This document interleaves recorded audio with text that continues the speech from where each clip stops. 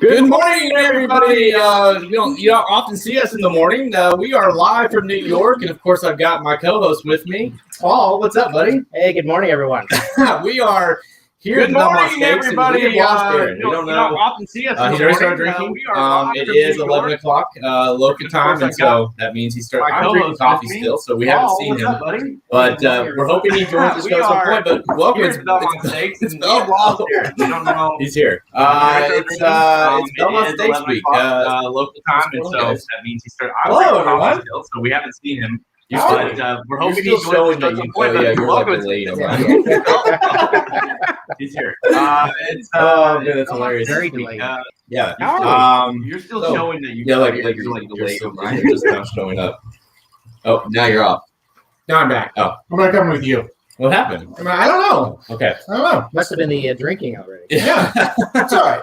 All right. It's Belmont Stakes week. We're here. We're in New York. We'll be at the track here in just a little bit for Friday's card. Yeah. Happy birthday, Rick. Ricky's not here. We basically texted Ricky last night and said you've been bumped.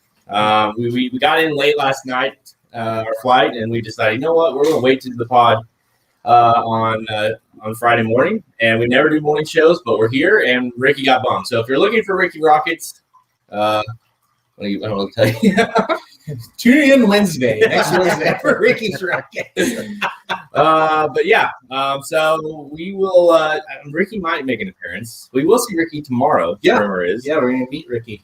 Well, we meet him. We know who he is. All right, so let's get into it because we have a big show. We're gonna talk about Belmont. We're gonna talk about the card, which seems to be diminishing every hour. It feels like another horse scratches. So let's hope we get the undercard we're looking for at some point. It's it's definitely, we've taken some hits, but the thing is, if you take out the seventh race, which obviously people are excited about, the rest of the card's still fine. It's just that race, and to lose Valence is one thing, but then to lose with Skydiver, that sucks. So well, didn't you told me that you thought that was a race of the day, right?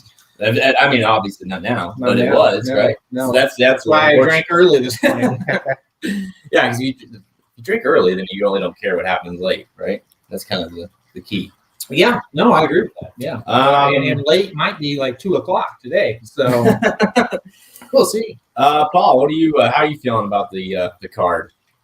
Well, I think the Belmont card is always a great card. Again, I think it's the second best day of the year for racing.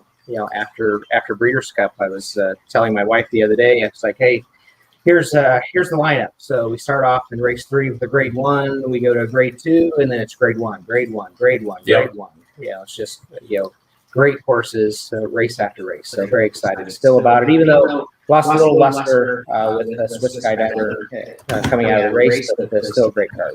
Well, definitely does have the Breeders' Cup feel in a sense that every single race is a betting on, with the Breeders' Cup, what makes that so fun is even if you want to press an opinion on a short price, you're still getting 5 to 2, 8 to 5, whatever the horse is, and they normally be 1 to 2 because you got such good fields. And even though some of these fields are a little bit shorter, they're still competitive.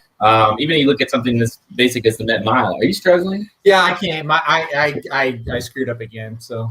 Okay. I just off. Well, you're on your phone. That's problem number 1. So you need to get on the actual Wi-Fi. So that clearly he's having some issues, guys.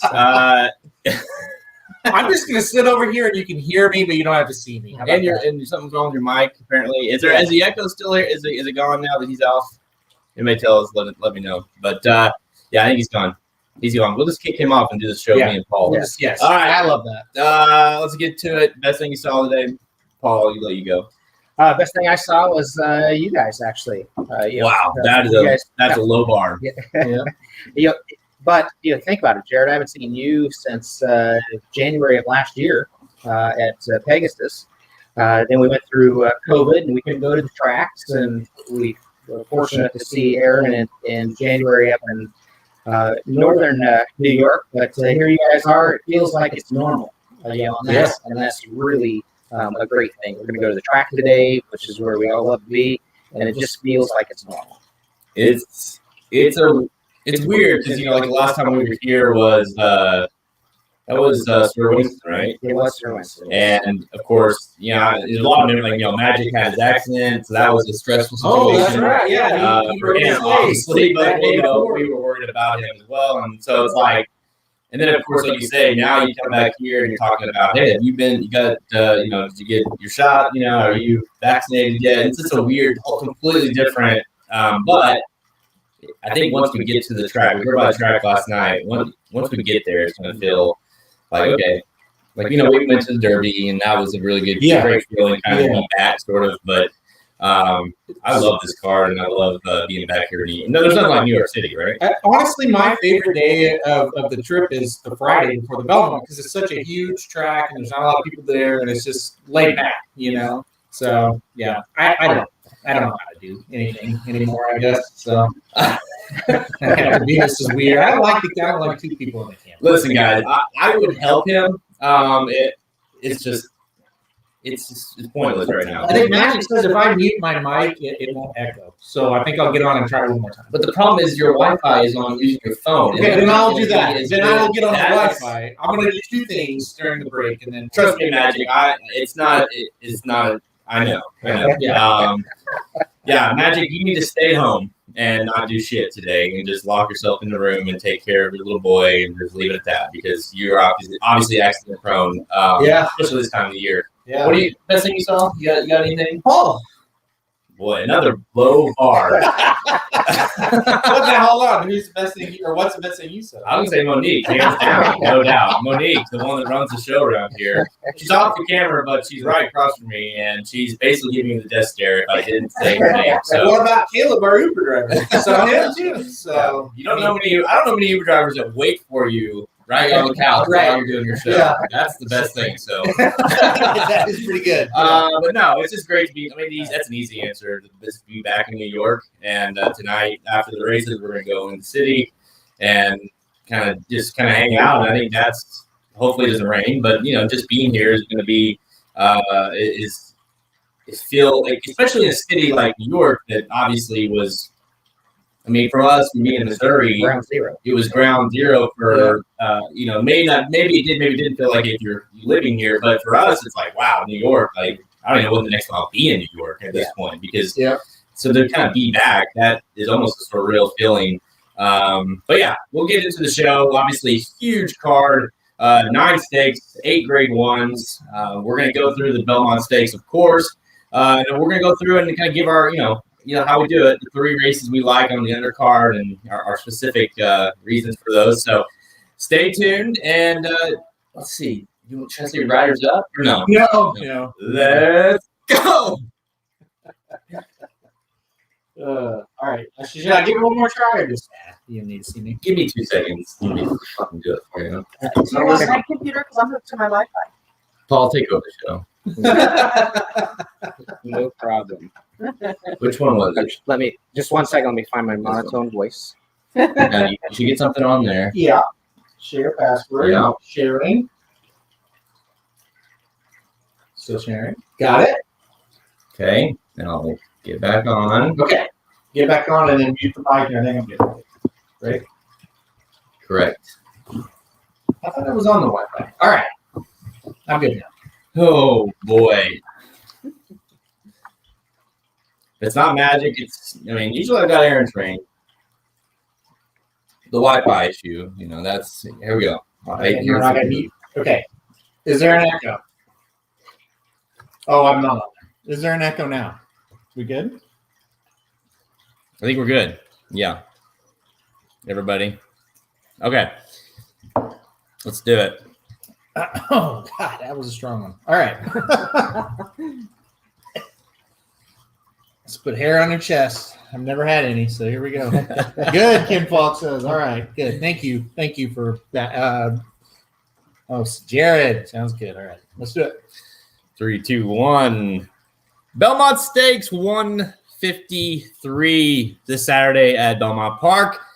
We are down to a field of 8. It seemed like for a while the field, the projected field was quite large, but we've got to 8 horses. That's what entered the race. No scratches as of yet, and but it's kind of given us the best of what we, what's obviously quote unquote the winner of the Kentucky Derby, Medina Spirit. The other quote unquote winner of the Kentucky Derby, Mandaloon, not in the race. But other than that, you really have some of the top finishers. Obviously, Essential Quality at 2-1, your morning line favorite, 3-1 at Rombauer, your Preakness winner. Preakness 7-2 on Hot Rod Charlie, 9-2 on Rock Your World, the horse that didn't do an ounce of running in the Kentucky Derby because of the poor start. We'll see what he's about here. No excuses with only a field of 8. Known Agenda at 6-1, Bourbonic 15-1. 30-1 on the Japanese / France horse, and Overtook at 20-1. That's your field. I mean, really it comes down to it's 8 horses. I know it's a mile and a half, but Essential Quality, this should be his race to lose. You know, I sit here and we did a pod here. Was it 2 years ago when Sir Winston won? I think it was 2 years ago, and we all kind of said there's this gray horse. His name's Tacitus. Oh, everybody gosh. says he's doing great. Everybody says he's working out great. He looks like a beast. I kind of get that same feeling with Essential Quality heading into the race. He feels a lot like Tacitus. Now, the good news is if you like Essential Quality, he does have a lot better resume coming in than Tacitus, but they're very similar as far as the hype, as far as the coloring, almost as far as the running style a bit. I mean, Tacitus was a little bit, he had to come from off a little bit more at that point in his career than Essential Quality, but it is eerily similar how these two are coming into the race, in my opinion.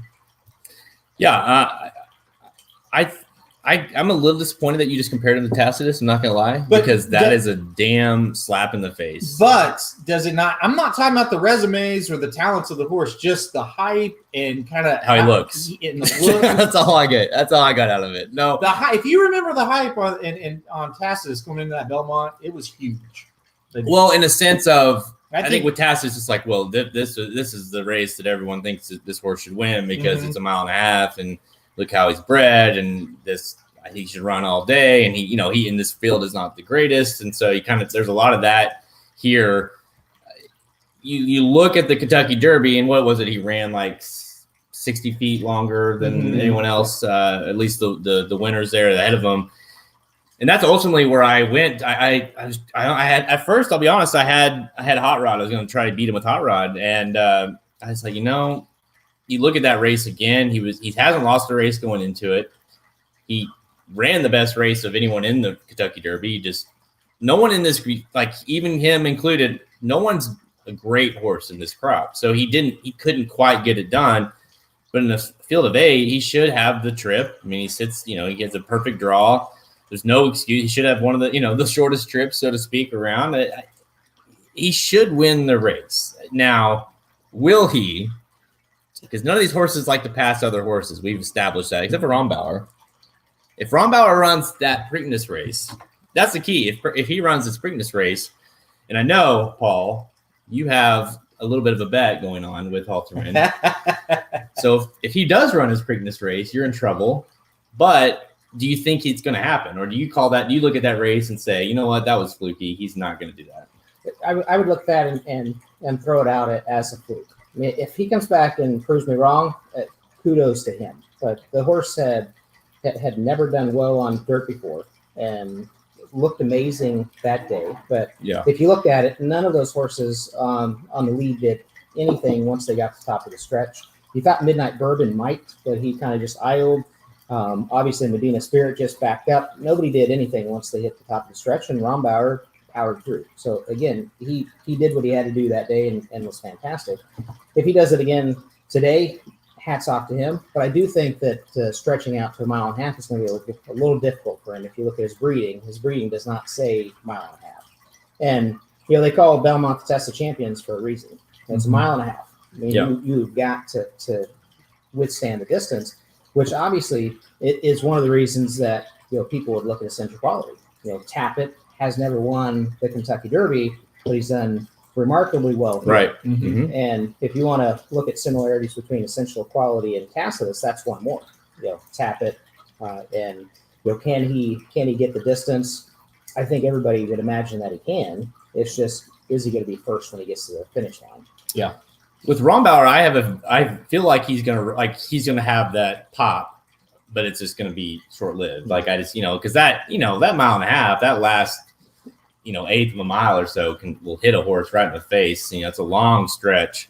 I'll never forget. I feel like we talk about this story every single time the Belmont Stakes comes around, but the first time being at the Belmont with Faro when we were there, and of course being huge Faro guys, and obviously we were all rooting for the Triple Crown, and walking in and seeing the track, I literally was like, oh no, this is a beast. I mean, this track in itself is a monster. Huge turns, it's just overpowering how big this track is. And you have, like you say, you have to be a legit horse to get that kind of distance. And if Rombauer runs like that again, it's like, man, how wrong was I about this horse? I think one thing that does help Rombauer is Johnny V. Yeah. It obviously had Pratt, and I think Pratt might be the best jockey in the country right now. But to pick up a guy like Johnny V, who knows this track inside and out, because the track is completely different. Those turns are huge. You have to know when to make your move on this track. If you start too early, you're down. So, Halterman, as you owning, you're an owner of Rombauer. I'm an owner of Hot Rod Charlie. What were your thoughts on talking about Johnny V and Flavien Prat? Flavien, almost immediately, it felt like, after winning the Preakness, like, no, I'm riding Hot Rod in the Belmont. Obviously, it's a horrible sign, right, for the horse. I mean, you can't take it any other way. You just won the Preakness. You just won one of the 3 big Triple Crown races. And like you said, almost immediately, it seemed like a day or two, and he's already said, no, I'm going to ride Hot Rod in the Belmont. To me, that tells me that Flavien Prat says, I think it's a fluke. What just happened here? Here's the deal. The number for that race came back strong, really strong, right? But when you think about it, it was a weak field, especially when you think about Medina Spirit and whatever might be happening with him.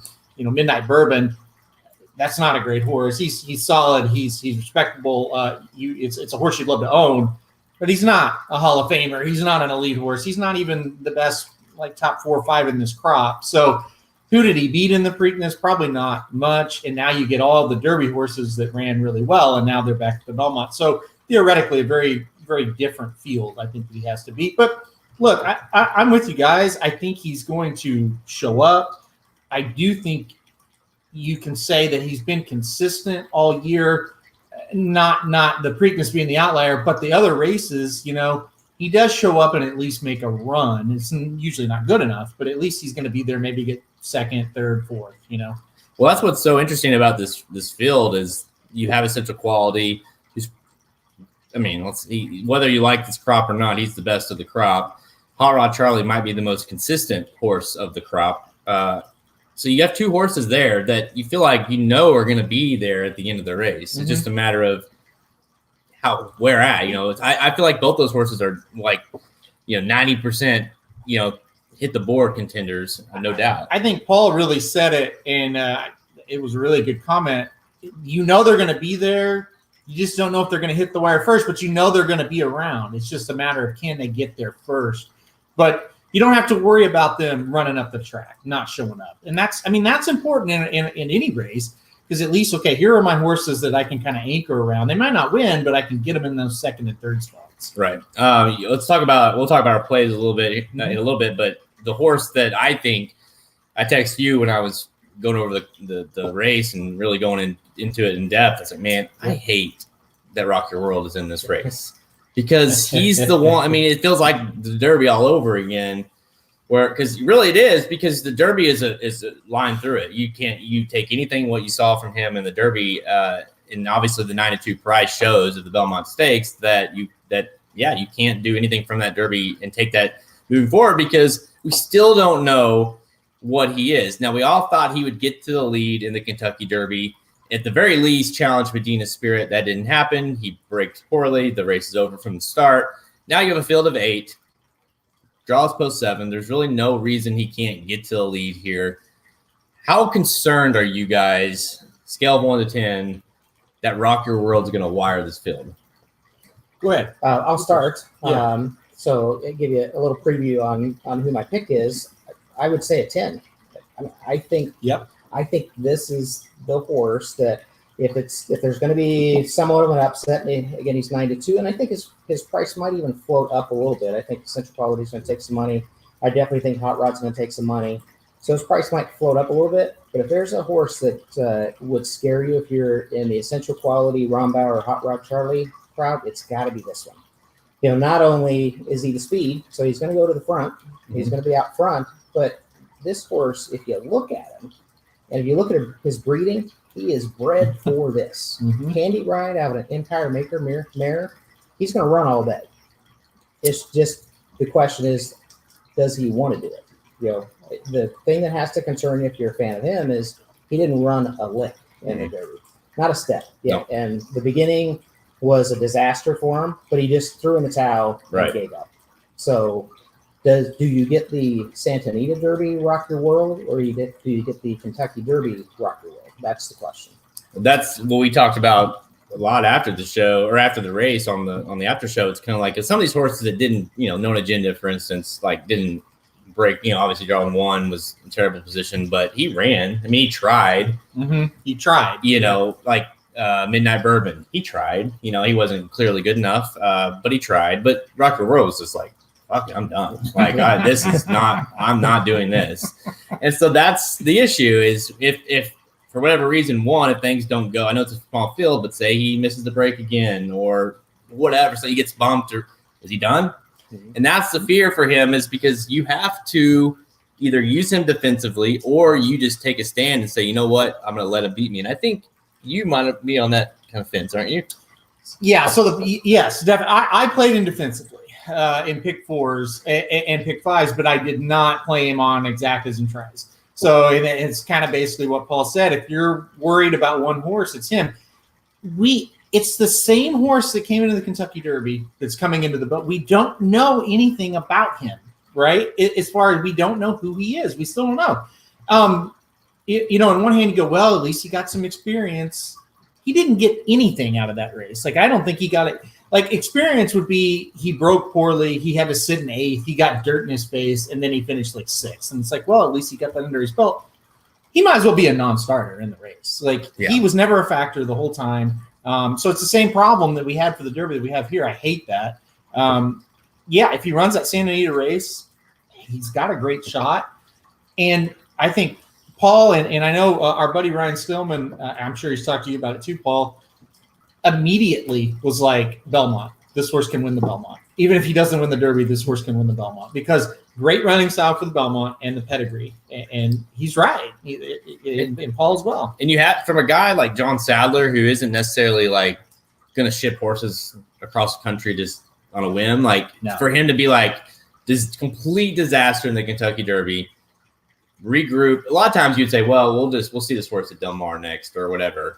No, to ship him back over to Belmont, to me, tells me a lot that, okay. And you got to also think, even though it's a decent amount of time between the Derby, he didn't do a lot of running in the Derby. So he should be a pretty fresh horse. Yep. And that bullet work last time out kind of suggests that.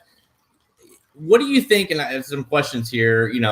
Does a Japanese horse soften them up? Or say, because that's a horse that's, at least last time out in the Preakness, showed some speed early and has shown in the past. Also, Hot Rod Charlie, his win was gate to wire, and I kind of hoped that we wouldn't see Rock Your World in this race, because I was hoping Hot Rod Charlie would because my thoughts were, if Hot Rod Charlie can get a pace set up for him, he won't lose, because I just feel like he won't let anyone by. Yeah. So how do you kind of see the pace stand? Where do you see them as they hit the backside? That's always an amazing thing about the Belmont, is they're in the turn and the half is out already. It's right. It's insane. Like, you're like, holy shit, they're not even to this. They're not even, I remember that with Farrell, because you're like, obviously the whole time you're waiting for him to get to the finish line, and you're like, oh my gosh, they're not even through the turn yet, and there's the half. So who do you think is going to be in the lead at the half? I think it has to be Rock Your World. After what happened in the Derby and how big of a disaster that was, the only instructions have to be put your feet in the irons and send him to the front. Yeah. Please put your feet in the irons. And no matter what happened, Way to start. Right. Yeah. That is, if you run a 45 half, at least have him on the lead, because after that, I just think you're going to overcorrect, if anything, in this spot. I definitely think he sends. I definitely think he can get that Pharaoh trip, if you want to talk about that, where he can run the half in 48. And if he's by himself and the half goes in 48, I think we're all going to be looking at each other like, well, he's going to be really tough to beat from there. Well, if it is running in 48, you got to think that you're going to have Hot Rod right on his throat. You're going to have Hot Rod's kind of the key, because Hot Rod's going to be there, right? Right. So Such a quality will be right there on him. yes, he should be close. And then the horse from Japan, who's I don't even count him because I just think I don't think he'll play a factor in it. I really don't. He was nuts in the Preakness. Steve, we don't know yet as far as who's going to ride No Agenda. The DRF did report that. What did you say, Paul? They're maybe going to now let us know. Yeah, that they're expecting an announcement tomorrow, probably. Probably it was literally in it. So we're hoping by tomorrow we know, right? What if IRAD comes out of the tunnel? There's like smoke. He's like, he's back. He's going to ride No Agenda. Jumps up on No Agenda. I think that's a good question, though. On IRAD, and we talked about it a little bit before the show, right? What do you do tomorrow? Guy's on 13 mounts. He's a fantastic rider, and there's going to be horses that you have to take that into the equation. And for me, this is the horse. All day tomorrow, the horse that I think is affected the most by a jockey change is No Agenda. IRAD climbed aboard. He became a different horse. He's done a great job. I thought the Kentucky Derby was still a great run. Post 1, he finished strong. He was there. I liked the horse, to use definitely maybe in second or third, but underneath for sure. Now I don't even know if I'm going to play him. I know. I mean, that's like you say, 3 straight with IRAD, and we used him underneath because he's a horse. He's a horse for if you guys probably remember, I wanted to pick this horse in this race. I ultimately didn't, but I'm glad I didn't now because you're right. I mean, who's it going to be? Like Castellano, maybe? Who's Pletcher going to get? Castellano or Jose Ortiz are the 2 main contenders right now. Jose Ortiz surprisingly does not have a Belmont mount. Well, I guess there's only 8 horses, so that's not a huge surprise. But yeah, that's the 2 main contenders. I think David Grinning maybe tweeted that. But those are the 2 that are most likely to get it. So, yeah, and given that it's his brother, makes sense. I would think Jose will be on that mount. Yeah. Let's see any long shots. Like Bourbonic and I guess Overtook are your kind of both Pletchers, both horses that one finished 3rd in the Peter Pan, one finished 13th in the Kentucky Derby. Of course, the Wood Memorial. Bourbonic won at a huge price. Do you take any of these horses seriously, even if it's like a try play or something? No, but it's the Belmont, right? So, like, if you want to play Overtook underneath, I wouldn't talk you out of it because the Belmont always has a horse in the top 3 where you go, I don't know where that came from, So, I personally don't take him serious, but if you want to throw a crazy one in there, I certainly wouldn't talk you out of it. I love, like, as much as you're comfortable playing a straight exacta on Essential Quality over Hot Rod, like just pound the shit out of it because I just think those horses are going to run their race. They're going to go 1-2. I guess if you're feeling you really like Hot Rod, reverse it. But I just feel like those 2 horses, like, it's a field of 8. So you got 2 horses that you need to finish top 2 out of the 8s. And they're easily the 2 most consistent horses as far as at the end of the day, you're going to get that run. Are they good enough or not? You'll see. Can they run down Rock Your World? I mean, those are your unknowns, of course, but I just feel like those 2 are the ones you can count on the most. So I love those 2 as an exacta. Okay. I'm not as confident in a straight exacta, but I am confident that Essential Quality and Hot Rod are going to make up the try, right? Mm-hmm. And then it's just finding that other horse. We played, well, no, I'm not going to say that. Buy the guide if you want to know what we played, but I am really company confident. Man here. Yeah, of course. I am really confident. Well, listen, somebody's got to pay for my lap dance tonight, right? It ain't gonna be me. It ain't gonna be Paul. Monique might, but she would. She said so. Thanks. But anyway, I am really confident that those 2 horses are going to run well. So on the same page. I mean, I am confident they're going to run good races. So you and I both are on EQ, right? Yeah. Paul, who did you ultimately land on to win in the race? Ultimately, I'm going to take Rock Your World. So you're on that boat. You just think it's too good. I think you're going to get 5-1. I don't think he's going to make it 6-1. I think you're going to get 5-1 on that horse. And if you look at the rest of the card has a chance to chalk out somewhat. There's some great races, great horses. I think if everything is there for that horse to win, he's going to go to the front. Yeah. If you think about Hot Rod Charlie, last time Hot Rod Charlie won Louisiana Derby, he went gate to wire. Who was on him that day? Joel Rosario. Mm-hmm. Rosario was on Rock Your World. So he's going to know. I mean, they look at the same things we do. He's going to know Hot Rod's best chance probably is go gate to wire. The same reason you were frustrated when Rock Your World entered this race, because you would have loved to see Hot Rod Charlie out front, gate to wire. Right, exactly. Rosario's going to know that would be the dream trip for Pratt on Hot Rod. Mm-hmm. So Rosario is going to go. And I think, Aaron, you're right. Whether it's a 45 and change half, he has to be on the lead. Has to be. If he's on the lead, and this is a race that historically is not a closer's race. So it's going to, and that's why I think it's going to come down to one of those three to me. EQ, Hot Rod Charlie, or Rock Your World. And I'm going to take Rock Your World because I think he's going to be on the lead, and he's definitely going to be the best price. I think people like you, and really anyone, even if you're a halterman who's, necessarily maybe playing against, so to speak, or at least we're going to know top of the turn whether we're right or wrong. Because if he's like, you'll kind of have an idea of like, okay, he's going to be tough to catch right now. I think you're going to know top of the first turn. Really? Honestly, I really do, because isn't he kind of one of those that it's like he's one or two ahead and moving comfortably, and it's like, or he's behind and it's like, yeah, the other way. If somehow, and it's horse racing, right? If somehow Hot Rod's on the lead, and or the Japanese horse, and this horse, and Rock Your World's like behind and can't quite get there or whatever, you're like, that's not a great sign. Mm-hmm. Like, I feel like if he's not in the lead, there's a really big issue here.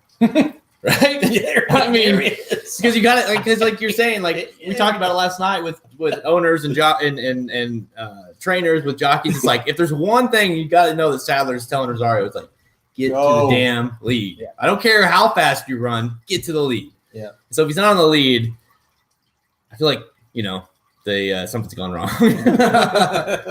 His foot was not in the irons again. I have a quick question for you guys. So obviously we know Rock Your World's going to go to the front.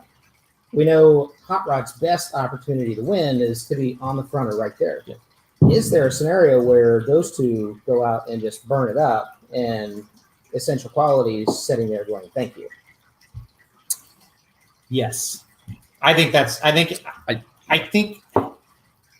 okay, yes, but I'll preference for that. I think Pratt will, if he senses the pace is hot, I do think he will have enough sense to kind of pull it back a bit. You know what I mean? I think Pratt being on Hot Rod really elevates him.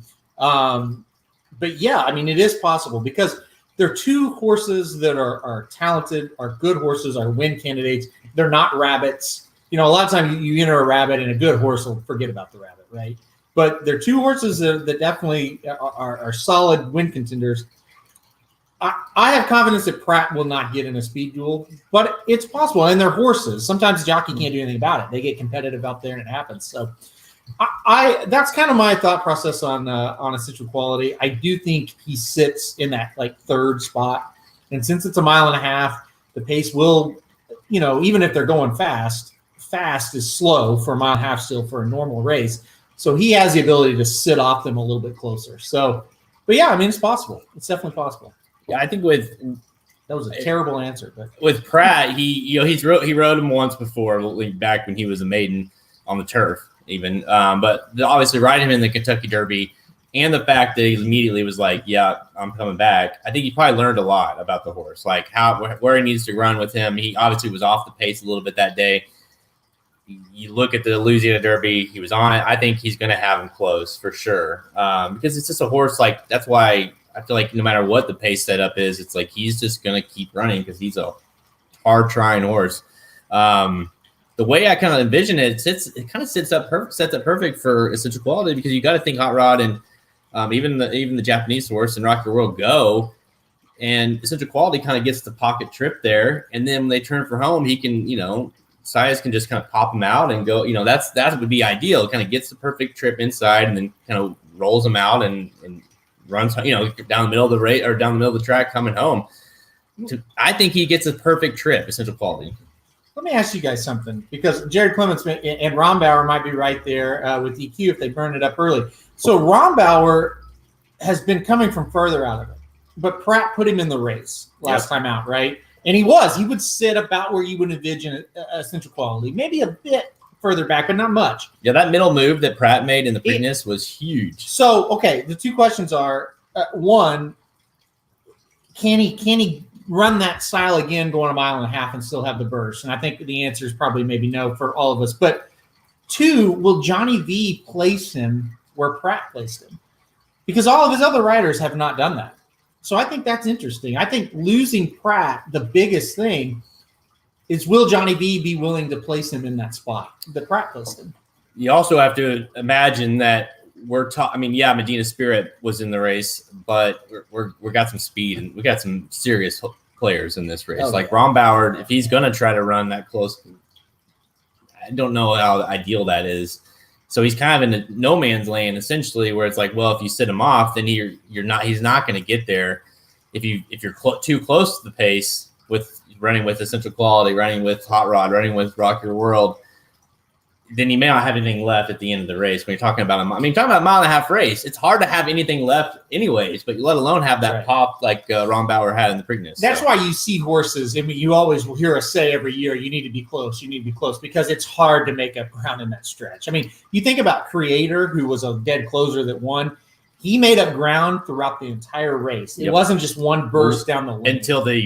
Until the last bit of the wire, he made up ground. He had to. Thankfully for you. No shit. Yeah. Well, for us, I guess. Yeah. That was huge. That was huge, 15 to 1, wasn't it? You don't see horses like a pop close. It's more of a grind. And that's why I love EQ here, because he's got that grinding ability. If the best, and this came to my head, there are probably better ones, but the best example of this, go watch. That would have been when Mind That Bird was 2009. Mm-hmm. Yeah. Go watch Mind That Bird. Calvin Burrell moves very early on Mind That Bird, and you see his pop, like he makes up links. Oh yeah. And then when he gets to the stretch, hits the wall. He flattens out. So if you do have a horse that has that pop, you've got to time it just right, because it's going to be like that, and then it's over.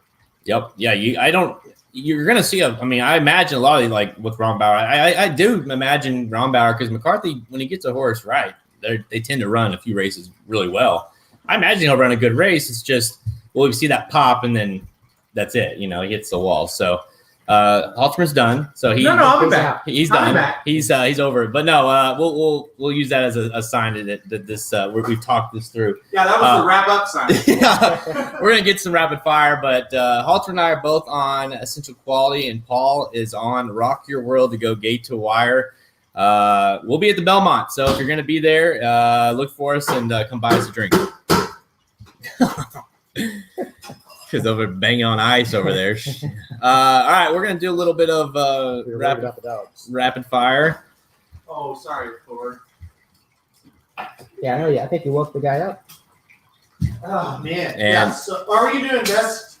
Yeah, we're doing our three favorites. The undercard obviously is awesome. We're gonna go through our three lock it up.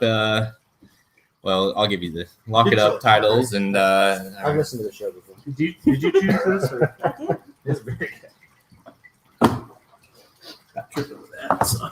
I'll be happy to go first on the race that makes you so excited. I like it. Oh, Mark says a Summerbird. Yeah, tell you what, Summerbird was a really good horse. Really good horse. Now, talk about a horse that made for the Belmont. That was him. Name another horse that trainer ever trained that was any good. I know. And so that is another sign that. And I don't know Tim Ice, and he was really nice at Oaklawn when he was around, but Tim Ice didn't have a whole lot of success, and I don't know what he's doing now. I don't know where he's at, but that's another sign like that horse was just really good. All right. Yeah, Timmy Ice. So, next year at Oaklawn, Tim Ice had like 50 horses and won 2 races. Yeah, because everyone thought Summerbird, he's like the next guy, Remember, for a while, you saw his name, and you're like, all right, I'm using that horse. Yeah. Like, no, you're never cashing a ticket if you do that. Sorry. Go ahead. All right. You were counting. Let's do it. 3, 2, 1. Time for rapid fire presented by the Inside Track to the 2021 Belmont Stakes. Get the all-inclusive 19-page wagering guide to the 2021 Belmont Stakes for this Saturday at Belmont Park. Features in-depth analysis of all 9 stakes, 8 grade 1s on the card, including the 1.5 million Belmont Stakes, what we just talked about. See how we're playing that race exactly. You're going to want to go look at this guide many times because we've got to go update this thing later. With the Ogden Phipps, issue with Swiss Skydiver, we're going to have to change our bets. Obviously, things have changed. So you're going to go make sure if you have the guide, make sure you download that thing. Go look again on Saturday morning and just make sure that, it's up to date because it seems rather fluid right now. But that's not all. We're going to have analysis of all the stakes races in the guide, race analysis, betting suggestions, and multi-res plays for the entire card. We'll also have the exclusive bankroll wagering guide article that Halter and I put together. I think we're carrying like 40-some% ROI in that thing. 41.2% ROI. All right, so through four articles. Through 4 articles, and of course that started off with the Breeders' Cup, the Pegasus, the Derby, and the Preakness. The Preakness was the only one we broke even there, but we've been on fire for the first 3. And we're back again here. And we'll also have top 4 consistent picks for all the guys at racingdudes.com. So you want to get the wagering guide, go get it right now. All right. We have 3 categories. You know how we roll here. We got a huge undercard. Let's go. Is you guys feeling any particular order? Paul? I just love this. It's your house. I'm just a participant. You guys lead the show, so carry me down the path. All right, let's just do it. The lock that shit up pick of the day. We'll let Paul because he's ready to go. Yeah. Paul, what do you got? All right, so I'm gonna go to the Manhattan. That's a big field. There's some great horses in there, and it might surprise a few people that's where I went. But you might be looking at the best horse in training and probably the best horse on the card today. And there's some really good horses there in domestic spending. I just think that horse is going to be a superstar. If you look at that race at Churchill, I know it was a dead heat, but that horse had one of the worst trips that you're ever going to see and still got there. And 2 steps after the wire, he'd already cleared Colonel Liam. The horse just looks like he has a chance to be a superstar. And if you can get anywhere close to 3-1, I would just put your bankroll on that. No shit, right? Yeah. Considering too that was his first race since November, and going up against a horse like Colonel Liam, who obviously is very, very good. And you're right. For 2 guys that were at the track and had money on domestic, you're like, oh my gosh. And then it's like, please just get up for seconds. We had a huge exacta. Then you're like, oh, he's going to win. Holy shit. But no, Halterman, I'll go to you, but I'm pretty sure that you guys are going to share that answer, right?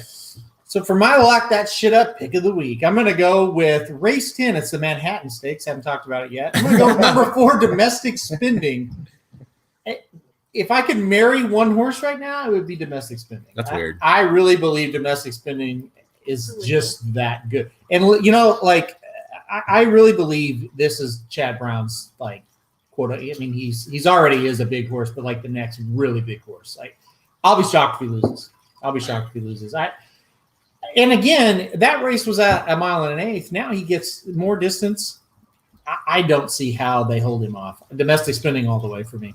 All right, I'm going to change things up a little bit, and I'm going to go to race 10, the Manhattan Stakes. And I'm going to go with number 4, domestic spending. Oh, wait, did we just talk about if this horse loses? Listen, 1 for 1 at this distance, 1 for 1 at Belmont Park. Obviously, if there was any issue with the horse last time, he said, man, he just needs a little bit more ground. Well, guess what? He gets it. I agree. I love I love the way Pratt is riding right now, especially on the turf, and you get him back here to ride. I think the price alone is holy shit. Can we please get anywhere near 3-1? Yeah. It is a nice field, so you might be able to hold a little bit of that price. I don't think you're going to get 3-1, but you guys pretty much said it all. I mean, I think this is the next really big turf horse for Chad Brown, and just let alone big turf horse. Period. I think I can't remember who it was. If it was, and I don't want to call her out, so I won't say a name, but someone was like, "Man, we're really lacking kind of the older turf horse now." And I was like, because they're talking about the Manhattan, and I was like, hello, domestic spending anybody? Well, not only that, Colonel Liam. Like, I know. What do you Like, want him to do? Like this, like these horses are awesome. See, Colonel Liam's won every race this year. I mean, to me, I think it's one of the. And Guffaw, I think, is going to be. And honestly, just real quick, Guffaw is who I'm scared of the most, for sure. Yeah, agree. Yep. I have that horse second. So Stretch out. Last time out, a paceless race. He still almost won. They're going to be a little more pace in here. I think Colonel Liam at a mile and a quarter. I'm a little worried. I like Colonel Liam a lot. Like, don't get me wrong, but I think Guffaw was the one that could beat him. Beat domestic spending. yeah, I mean, because from Colonel Liam to me is not. I wouldn't say play. I like Colonel Liam, but at that price at 5-2, I just think that the distance might be just like because this horse has been really good, but it just feels like this might be the race that. He just, he's not up at this distance, can't quite do it. It's hard for me to pick Colonel Liam here. And again, I like him. I respect him. I think he's a hell of a horse. It's hard for me to pick Colonel Liam here when I saw domestic spending make up like 3 lengths to his 1 last time out. Literally. And now you get longer distance. And now I'm going to assume domestic spending will get a little better trip. He may not. But, with a closer, it's always in question. But you assume he'll get a better trip than he did last time. I don't see how he holds him off. Here's the thing, like, it's Chad Brown. I mean, I think he's won this race like 5 of the last 7 years, I think is what a stat I saw. He's not bad. He's pretty good on the turf. You got the horse second off. Like, he's got to be better. He's going to be better than the last time. And you get a longer distance. He likes Belmont, so you've got that excuse, So, I mean, he's going to be old, like, just so tough to beat here. And this, you could use this race as the race you're most excited to watch. I mean, it's going to be a fun race to watch, no doubt. All right, let's go to, let's back it up with the Making It Rain long shot pick of the day. So, Paul, you're going to be paying for drinks if this horse wins. Who is it? I think there's a couple of races here that you have a chance to make money, and I think they're both the other turf races on the day. But I'm going to go to the Jaipur. So the obvious pick here is Bound for Nowhere. When that race came out, my first text was to Aaron. I'm like, how do you have a turf sprint with no speed? Yeah. And Bound for Nowhere obviously is the speed of that race. I know, right? And he's going to be out front. But if he doesn't win, it's completely wide open. Mm-hmm. So I'm gonna take my shot in this race. I'm gonna put my money on Sambaye with Flavian Pratt up at 12-1. Because if you can beat Bound for Nowhere and get 12-1, I'll take it. That's hey, you know what? That's a hell of a pick because I like that horse too. I don't have the horse on top, but who do you got? I love that. Here's the thing about this race. I love that pick. Every horse that I have Bound for Nowhere on top because I think you're right. But every horse I have underneath is 10-1 or higher. Yeah. Because I feel like I like Zombie. I like Chewing Gum a little bit. I like what is like it? Chewing Gum too. I don't Gregorian like the horse, but I do like. I like that horse. So Caleb you're right. I think this is a race that you either take a stand and single the horse or the meal, or you got to go super deep. Yeah. Because if he doesn't win, like you say, it could be. All right. What's go that? ahead. Sorry, Monique, and We should do a podcast tonight because I can already tell you that this is gonna be fun for him. Yeah. It's 11. It's not even noon here, and he's on a very large Bourbon number 2. two. Yeah, that was the small glass. And it's the double Woodford. It's a Woodford double oak. Is that what's called double oak? It's really good. You don't need a mix of it. Shit. Should be sponsoring you guys, by the way. Yeah, should for sure. I think we're gonna get We're like working a on it. bottle. Yeah, if That was Samish my looking. cup. This that is was your my, cup? No, that was my bourbon cup that day at the races that he kept Oh. giving me. Because he had that bottle up. Oh, that's really cool. Yeah. Well, there you go. Little what would you call it? Artifact. Sir. Okay, so I love the Sambier pick. I debated between Sambier and Bound for Nowhere forever, and the big reason was it's a paceless race, but Sambier can move forward, like can be forwardly placed, right? So I think he is going to be in like position. I do think Bound for Nowhere is a little bit better. This is kind of a cop out because the horse is 5-1, but I think Pocket Square in race 8 is just a game. I think Pocket Square is going to be really tough to beat. IRAD's off, and in one regard you go, well, that's not good. He's off. The other regard is, well, maybe we'll get that 5-1 price on her now. I went Pocket Square for my making it rain long shot pick. Well, we no surprise here because we really both love this horse when we handicapped it separately. That's fine. Yeah, and honestly, because it's hard. Now, I'll use this as like kind of a warning / learning lesson. Like it's cards like this. Sometimes it's hard to come up with huge prices, because it's a hell of a card, and you got good horses in every race, and so sometimes it makes sense to reach in terms of reaching for a long shot, and sometimes it makes sense to play who you think is going to win the race. And 5-1 seems like a logical price on a horse. To me, this is kind of Chad Brown's.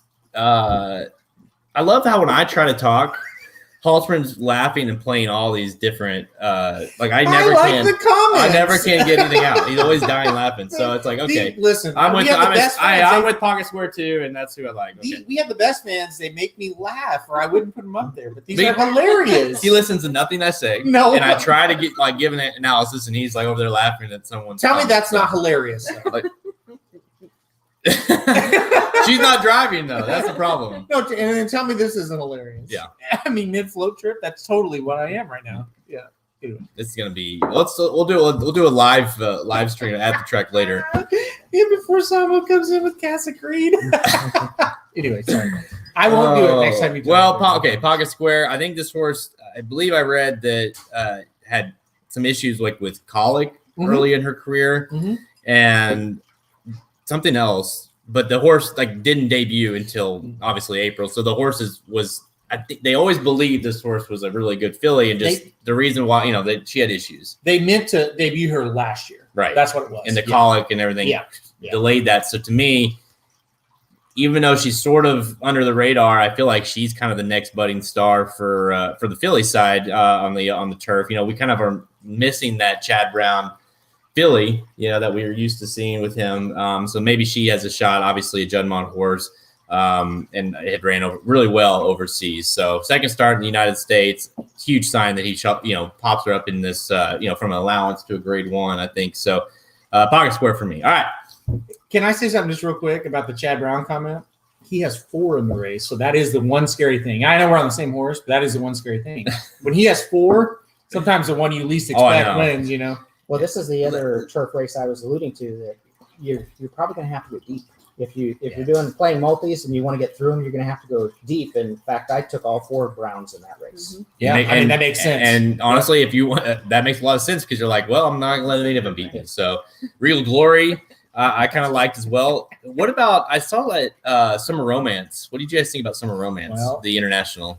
Summer Romance and Altique, something like that. They're both international horses. We don't know both Appleby horses. Yeah, Mike Smith on Altique and Summer Romance has Louis size. It's a situation. The further you get into it, you do have to go. Well, I have to go here now. I have to go here, and it's almost like you have to play all. So, in my opinion, you either go really deep there and then go short, or you do kind of what we did, and we're like, well, we like this horse and maybe the other Browns, and then we can kind of play kind of more of a stacked ticket where you don't have to single.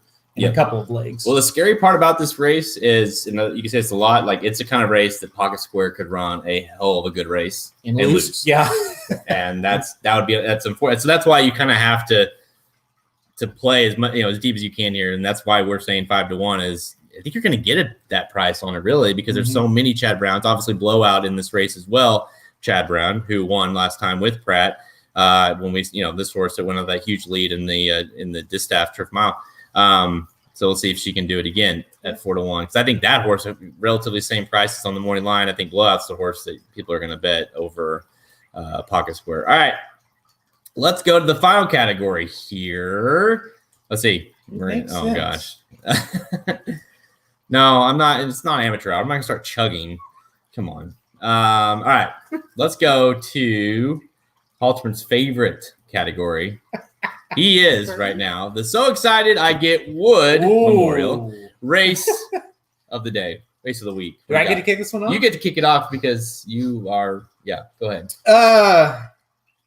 Okay, so I'm going to go It was the Ogden Phipps, and now I'm not going to do that now. Yeah, it's supposed to got ever scratching really, and obviously Valence. Yesterday it seems like it's just. It's a rematch of the Azeri. I saw that in Oakland, with Petruska and She Dares the Devil. I didn't have to drive to New York or fly to New York to see that. I'm going to go with the Met Mile, and maybe a lot of people go, well, hell, it's a 6-horse field. I don't really care about the field size. I care about the quality of the field, and I think for what it is, it's really freaking good. You've got Knicks Go, Pegasus winner, Breeders' Cup winner. You've got Mischievous Alex, who under Sappy Joseph looks like, a monster. You have Silver State, who's won like 5 or 6 in a row and won all the big older stakes at Oakland. And Dr. Post is a really interesting horse who comes in off a layoff, was kind of highly hyped last year, didn't really live up to it. But first race off the layoff, I should have said, wins easily in allowance. I think he makes sense. And then, Mark, you just said, by my standards, he wins the Oakland Mile last time out off the layoff against Rushy. Those 2 horses are really good at a mile. I just named 5 of the 6 runners who are damn good. So I think the Met Mile is going to be the most exciting race tomorrow. I still don't know how, by my standards, won that.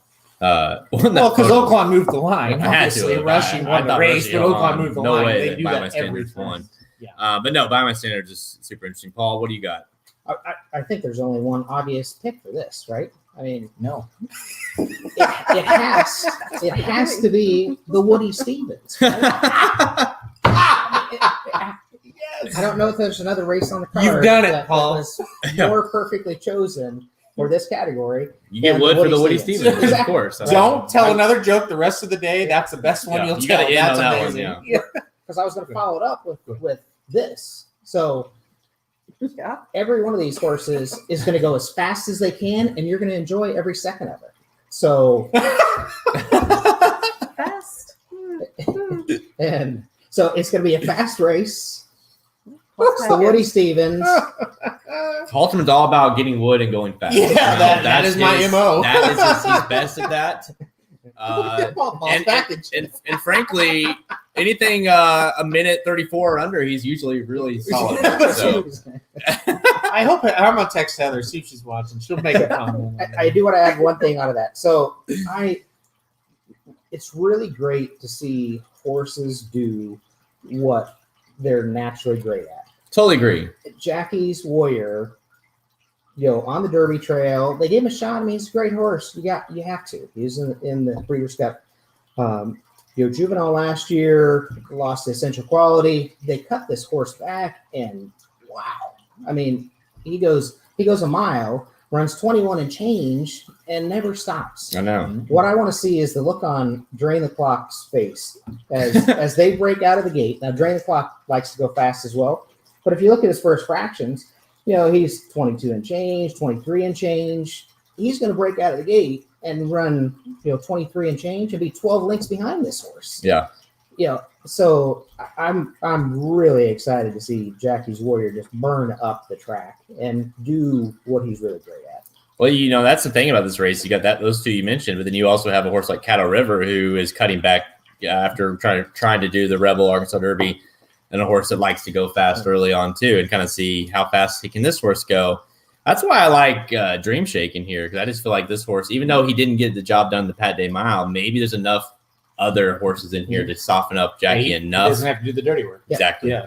And Pratt, big shocker, Pratt could have a big day. Could come and kind of pick up the pieces. But no matter what, like you said, and as being you watch a show, like that's my favorite kind of horse. A horse that just, what you're going to get. They're going to go out there and they're going to run the shit out of that track. And win or lose, it's like it's going to be a fun race. Halter and I, we needed Jackie's Warrior badly that day, and it was just a hell of a race to watch. You stop rooting for the horse really, and you're just like, holy shit, this is like an amazing race. So yeah, Jackie's Warrior versus Dream Shake. Again, part 2 is going to be fun. You're on Jackie too, right? Yeah, I am. But I 100% agree with your thoughts of, hey, Dream Shake doesn't have to go out and press. Maybe Dream Shake can sit 3rd, 4th, and let those other horses like Caddo River. You do wonder though if he's good enough still though. But those kind of horses, if he can, it might set up well for him. Is he good enough to kind of close enough into that? So Paul he texted me and made a really good statement.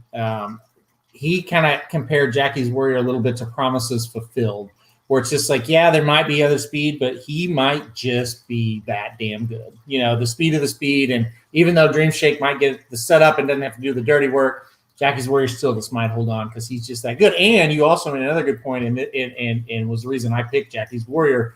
If this race was a mile, I probably would have went Dream Shake, but 7 furlongs, that little bit of cutback, that makes a huge difference with a horse that has a lot of speed and has to hold off somebody. Yeah. No, I mean, I think that's, off that mile 2 to 7 furlongs. And Dream Shake, obviously, I think ran his best race sprinting. So it'll be interesting to see what he does here. Of course, that was like kind of the key, that's how that was coming out party. We were in that huge race at Santa Anita and that made special weight and then went straight from there to the San Felipe. Into the Santa Anita Derby. I'll go back to the race. You already talked about it. It's the Met Mile. Mm-hmm. Even though it's a small field, I mean, you're talking about what horse is missing really out of this that you'd want to see. I guess Charlatan is the only one that I don't want to see him. But I don't want to see him. But he's the only horse that would have made sense in this race in terms of kind of the top horses. Of course, his owner or his trainer can't even get the horse in. So, no, I think Nick Sko is going to be tough, obviously. I mean, that's no shock. But this horse, I guess you have the Saudi Cup kind of layoff here. But, I mean, what it's until I've seen otherwise, I'm not worried about it. This horse came off a layoff from, when you talk about whether it be going from February to October and then November to January, didn't really phase him too much. And there's not a lot of pace in the race, and he's just faster than everybody. Yeah. I just think this horse is going to cruise and going to be awful tough. And I agree that Silver State, Silver State hasn't seen a horse like Nick Sko yet. The only way Nick Sko loses this race is if he just doesn't simply fire. I don't think anybody's going to beat him. Do you think Mischievous Alex has any shot here? I would say because who he's trained by, I think he does. I think he is going to have a little bit of a kind of like you mentioned a second ago with the speed. He's gonna be like, oh shit! This one I can't keep up with that. You look at who were Mischievous Alex. I mean, 2 Gulfstream races and the Carter at Aqueduct. I mean, he hasn't faced shit, and now he's got to go up against Nick Sko, who we know is going to go. Add in on top of that a jockey change because IRAD's not going to be on board. So yep, exactly. And that changes everything for a horse like that you really need kind of the best decision on whether or not to run with Nick Sko or not. When you think of IRAD's mounts and we talk about this race, I think this could be the one that has the biggest impact. I really do. It may be Colonel Liam as well, only because there's so many horses in that race and the options are limited. Here, at least, you're probably going to get a good replacement, right? Because there's only 5 other horses, right. So only 5 other jockeys taken up. But Mischievous Alex needs a certain kind of trip. And, IRAD has been doing so well on that horse. So this could be the biggest impact. Do you think there's any chance that Nick Sko is not on the lead? None. None, right? Well, I mean, there's a 1% chance. The only chance is if he gets out of the gate just horribly. But even then, I still feel like they got to rush him up. They're going to go, yeah. Because this horse has been running, mile and eighth, mile 16th, mile, mile and eighth last time out. I mean, he gives it a go, and he's gonna be there. It's just and I just don't see how. Like I say, if he simply doesn't have to show up, and you look at how this horse has been working, he's basically rattled off 4 straight bullet works. Have you seen pictures of this horse? He's a beast. He looks like a monster right now. And from everything I've been told, this horse is going to be tough on this race. In this race, one last thing I'd like to add on to that, and there's a number of races on this card where this is true, and we've already talked about it a bunch. If Nick Sko for some reason doesn't show up, the whole thing opens up. Yeah. Draw a card. You don't know who's going to win if he doesn't show up. And we talked about that, with Bound for Nowhere and a couple other horses. There's a lot of those on the card, and that's why I think if you're gonna do multi-race wagers, you're gonna have to take some stands somewhere. Mm-hmm. And to me, Nixco is a logical stand. I think you can trust him. He's shown, especially under Brad Cox, that you can trust him. So I would single Nix and move on. But if he doesn't come out of the gate well, or if he's just off today, any of those other 5 I could see in the winner's circle. Yeah, he's right. Well, what's interesting is you talk about the races leading up. Let's say you're going to play the pick 4 going into the Belmont. Starting off with race 8, and of course that's the adjusted game. And we talked about that a little bit, where you have, we like pocket squares with price, but we talked about how tough that field is in terms of how deep you might need to go. But then you got race 9 with the Met Mile. Then you got race 10 with Manhattan. There's 2 possible singles right there, and then you get to the Belmont. So maybe you go deep, single, deep again if you want to in the Belmont, because you can list 3 or 4 horses there that could win. And maybe that's the way you play it, and you just have to get through Nixco and domestic spending. But we in the guide we look back at it after we put our picks in. We're like, man, we really pressed our opinions here, because at the end of the day, who do you want to lean on? Do you want to lean on whoever it is, like in the Woody Stevens, you want Jackie's Warrior, or do you want to lean on domestic spending or Nixco? And you kind of press those opinions, and that's what we did. Yeah, I feel like this guy, just to talk about it for just a second, I feel like this guy definitely is hey, there's 4 or 5 horses here that, if we get 2 or 3 of them home, we're making money. Where the Derby and the Preakness guides were more like, gosh, we don't have that anchor horse. And what I mean by just like a really good opinion or a big opinion. It was all like, yeah, here's this or this, and that could be okay. This is like, yeah, we've got really strong opinions on this card. So it's one of those things. If your strong opinion wins, we're going to have a good day. Yep. Yeah, there you go. There's the guide. Go get it at racingdudes.com. Of course, we have the full analysis, our live bankroll there. Oh, don't go too far down, but live bankroll of what we're playing. And, of course, we're going to have to update that. And as far as how we're going to play that, spoiler alert, we're going to kind of get out of the Ogden Phipps, and we're gonna kind of reallocate some money elsewhere, because we just don't feel strong enough about that race now. Especially the Ogden Phipps is interesting, because even if you really like, the prices are going to be so skewed down, given that everyone keeps scratching that it's not going to make there's no value there. Even if you like, I know Magic likes Bonnie South, and that the value's gone on that horse now. Yep. There's no reason to even play Bonnie South. Bonnie South was 10-1 and legit 10-1, and now she's going to be 3-1. Exactly. So it's that we're just going to bypass that race, and we're going to move that money somewhere else. So you're going to want to make sure you check out the guide later on today to see who we're playing. Any final thoughts, guys, on the undercard? Well, I guess final thoughts on the day. I'm really happy to be back at Belmont. I'm really happy that we get to go live. I think there's going to be not a full crowd, obviously, but I think there'll be a decent crowd. And I think Paul said at the first of the show, we're not back to normal, but it's starting to get close. And this really feels good to be back here, back at Belmont, and back, to live racing. We got to go to the Derby, and that was lucky. And there was a really good crowd there. And now the Belmont. So I think we're progressing in the right direction. Paul, I think you said it well. Again, I talked about that at the beginning.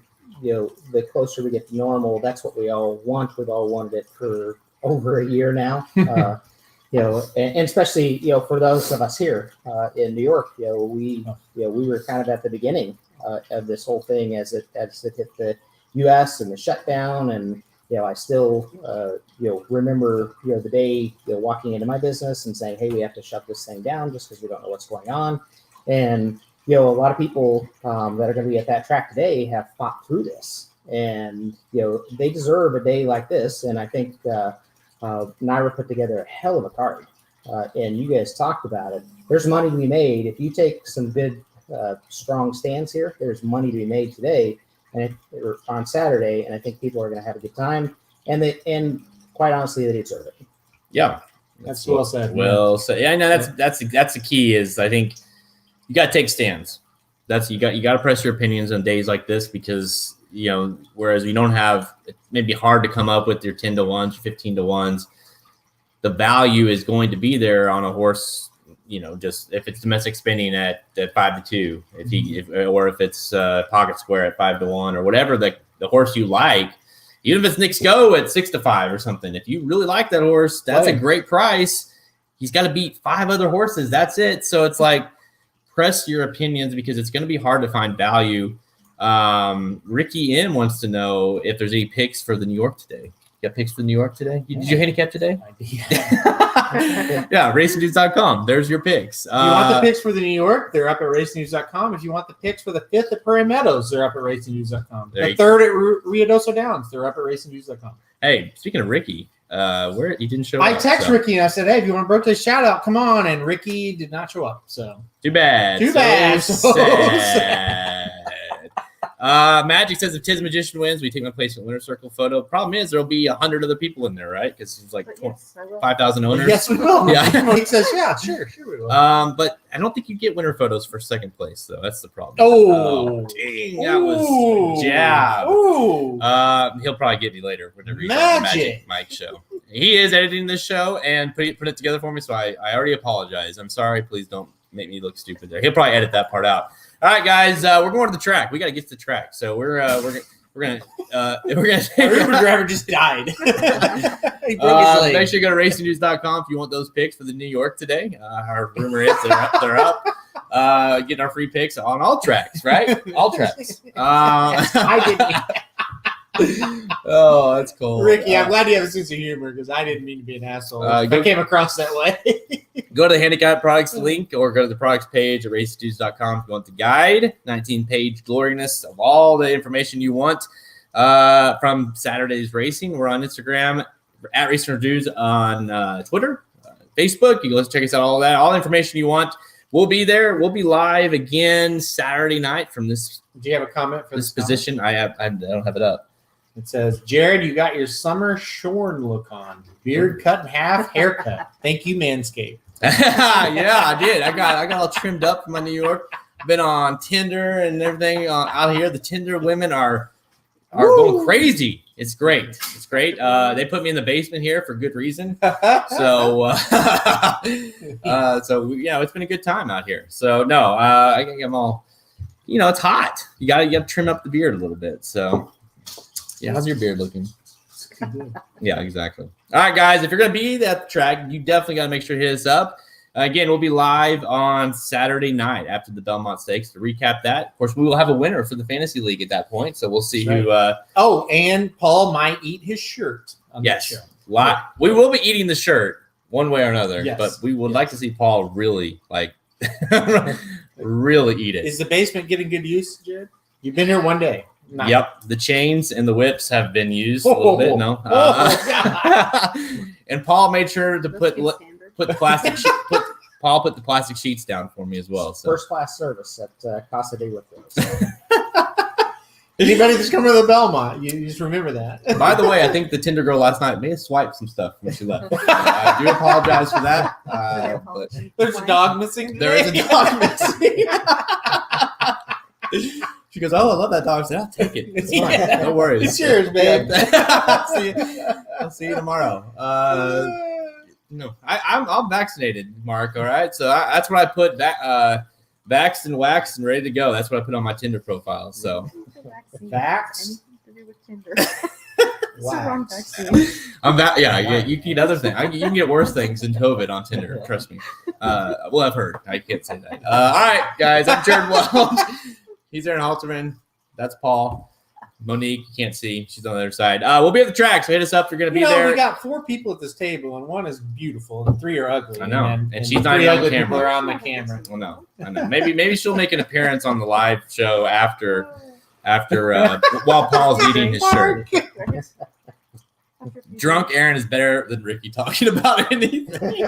Maybe that should be a new pod. I'll just get on here by myself and we'll just talk about anything. Can we all vote that we would love to see, even if you have to do it, if you have to continue doing the rock hour with Ricky, you should be drinking every time because that just makes it better. I feel like for health reasons, I can't do that though because it's 3 days a week. Do it for the business. About we just fire Ricky one step closer to that Woodford marketing. Oh, yeah. And just think, the more you drink, the less time you have to actually do the rocket hour with him. Well, you probably will die soon. So. That's true as well. We could just fire him on his birthday. We could do that. The next day. All right, guys. Good luck at the Belmont Stakes. Good luck if you're playing today at Belmont. If you're there, hit us up. I'm Jared Walsh. He's Aaron Halterman. He's Paul Withrow. See you guys.